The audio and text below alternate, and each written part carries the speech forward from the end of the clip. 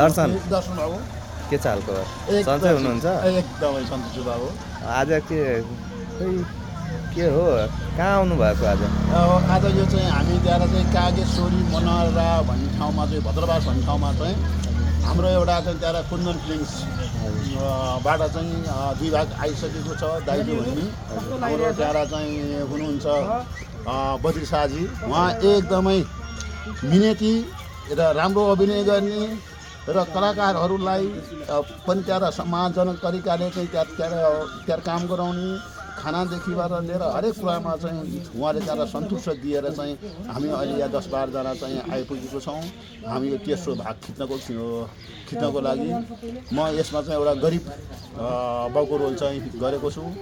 जसरी बुवा गरिब कहिले पनि हुँदैन। हेर्नुहोस् छोराछोरीलाई पढाउँदा हुर्काउँदा हेर्नुहोस् तपाईँले भन्नुहुन्छ गरिब छ, तर तपाईँले हेर्नुहोस् टाउको कपाल पनि खुलाइसक्ने कसरी गरिब हो। तपाईँ छोराछोरी पाल्नको लागि तपाईँले यति मेहनत गर्नुभएको छ, तपाईँ त महान हो। त्यो एउटा चाहिँ के भने त्यसलाई भन्दा नि एउटा चाहिँ महान चाहिँ के भने मैले एउटा कलाकारिता क्षेत्रबाट एउटा ऐनाको रूपमा समाजमा भएको विसङ्गतिहरूलाई चाहिँ देखाउनको लागि चाहिँ कोसिस गरिरहेको छु र म सिक्दैछु। अहिले पनि म तपाईँलाई के भन्छ 35 वर्ष नाइ भए पनि अझै पनि म सिक्दैछु, किनभने टेक्नोलोजीहरू चाहिँ फरक आयो। हाम्रो पालामा जस्तो टेक्नोलोजी छैन, अहिले फरक आएको छ। त्यो अनुसारको तरिकाले मैले काम गर्न पर्ने भएको कारणले गर्दाखेरिमा चाहिँ दर्शकहरूले जुन किसिमले हिजो माया दिइरहनु भएको छ, त्यसै गरी यो कुन्दन फिल्मलाई पनि फिल्म्सबाट चाहिँ बनेको जुन यो दाइजोलाई पनि त्यसरी नै तपाईँहरूले माया दिनुहुन्छ भन्ने मैले विश्वास गरेको छु।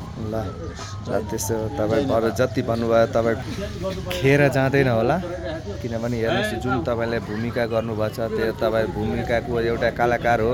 आफ्नो भूमिका पनि छ नि, आफ्नो क्यारेक्टर छ, क्यारेक्टरलाई पनि न्याय दिन सक्यो भने धेरै राम्रो हो। चाहिँ हुनुहुन्छ हौ कता हो? सन्चै छु। नमस्ते नमस्ते नमस्ते। म भगत शाह।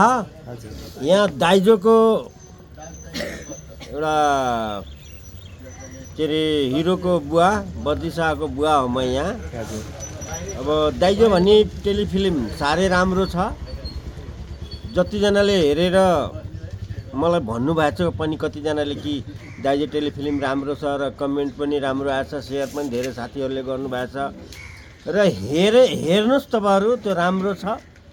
र हेरिसकेपछि हजुरहरू यसको जस्तो छ त्यस्तै कमेन्ट पनि गरिदिनु होला, सेयर पनि गरिदिनु होला, लाइक पनि गरिदिनु होला। यसको लागि धेरै धेरै धन्यवाद छ। ल जय शम्भो। ल बुवा तपाईँले भन्नुभएको छ, तपाईँको बोलेको खेर जाँदैन होला। अवश्यकै हाम्रो जस्ताको त्यस्तै प्रक्रिया दियो भने अझ पनि साथ सपोर्ट हुन्छ सर। भगवान विष्णु मङ्गलम गरुडध्वज मङ्गलम पुनरीकाच मङ्गलाय तनोहरि देवी प्रपन्नाति हरे प्रसीद प्रसीद माता जगतोऽखिलस्य प्रसीद विश्वेश्वरी पाहि विश्वं त्वमेश्वरी देवी चराचरस्य नमस्तुभ्यं सर्वकामार्थसाधिके मम सिद्धिं वा सप्रे सर्वप्रदर्शय या देवी सर्वभूतेषु शक्तिरूपेण संस्थिता नमस्तस्यै नमस्तस्यै नमस्तस्यै नमस्तस्यै नमो नमः। या देवी सर्वभूतेषु मातृरूपेण संस्थिता नमस्तस्यै नमस्तस्यै नमस्तस्यै नमस्तस्यै नमो नमः। या देवी विद्यारूपेण संस्थिता नमस्तस्यै नमस्तस्यै नमस्तस्यै नमस्तस्यै नमो नमः। या देवी सर्वभूतेषु द्रव्यं रूपेण संस्थिता नमस्तस्यै नमस्तस्यै नमस्तस्यै नमो नमः। जय नाट्येश्वरी माता, नाट्येश्वरी माता को जय, नटराज भगवान को जय, स्थानीय देवी देवता को जय, हाम्रो यहाँ घर बेटीको जय, हाम्रो पितृदेवता कि जय होस्। हाम्रो पितृदेवता खुसी भयो भने तब पो हामी खुसी हुन्छौँ। ल अब यो दाइजोको माया गरिदिनु होला। जय नेपाल। जय सबैको जय। जय डाइरेक्टर साहबको जय होस्। हामी सम्पूर्ण कलाकारहरूको जय होस्।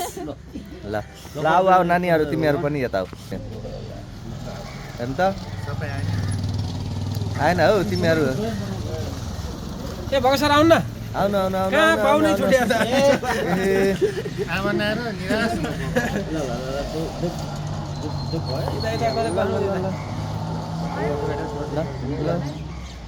ओम नमः शिवाय भगवताय ध्यान श्री कृष्णाय गोविन्दाय नमः ओम अर्जुन संस्कृत भगवान कृष्ण सत्य साथी धनञ्जय लनाटेश्वरी सधैँभरि यसरी नै तपाईँ